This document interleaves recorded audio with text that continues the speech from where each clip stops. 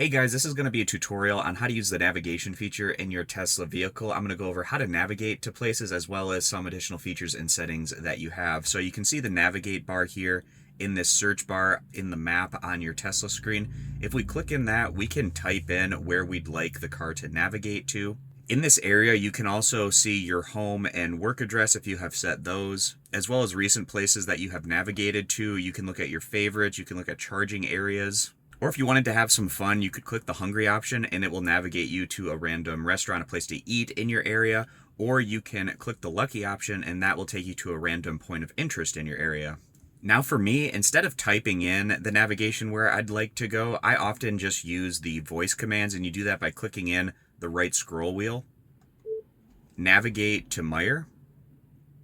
So by saying navigate and to the place that I'm looking for, it'll give me a list of all the Meijer that are in my general vicinity. I can click on the one that I'd like to go to. Or another option is you can tell it to navigate to an area and the location that it's in. So then you wouldn't have to select it from this list. So giving you an example of this.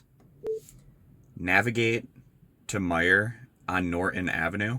So you can see if you give the location, it will automatically just navigate you to that area instead of having to select it from the list. Another useful navigation option that I forgot to record earlier, but I wanted to add it into the video in this area, and that's the fact that you can go anywhere on the map, find where you'd like to drive to, hold down with your finger, and then you'll get this pop-up. You click the navigate button, and it will navigate from where you are currently. Now to go over the different settings and options that you have with Navigate, you can see over here on the right-hand side of the screen, you can open these up or close them by tapping on the screen itself. And the directions here at the top, I essentially have it set to where whatever direction my car is facing, that's looking up on this navigation screen. You can see if we change this.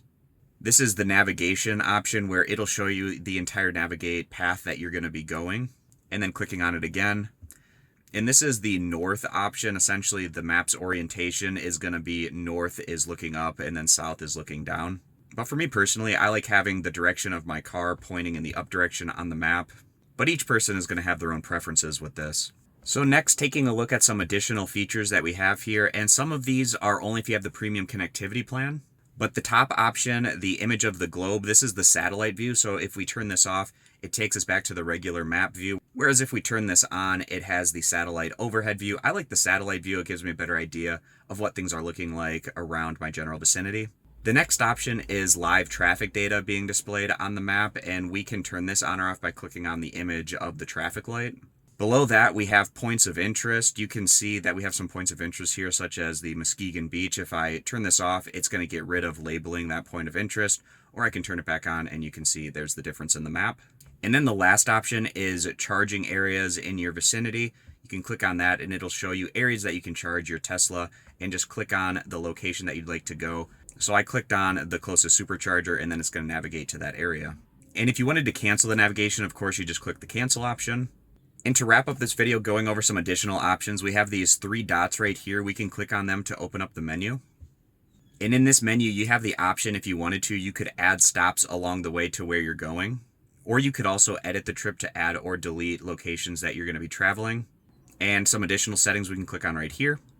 You can adjust the navigation volume. If you wanted to, you could turn off automatic navigation. It might automatically route you to home or work or the next calendar event upon entry to your vehicle. So if you didn't want that, you could turn that off.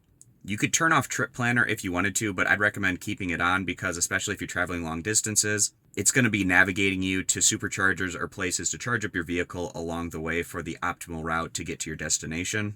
Online routing is going to find optimal routes based on traffic conditions. And if you wanted to reroute the destination, you can adjust the reroute time to save. So for me, I have it set at saving at least 5 minutes, then it will reroute me. But again, you can adjust how many minutes to save before it'll reroute you to a different path.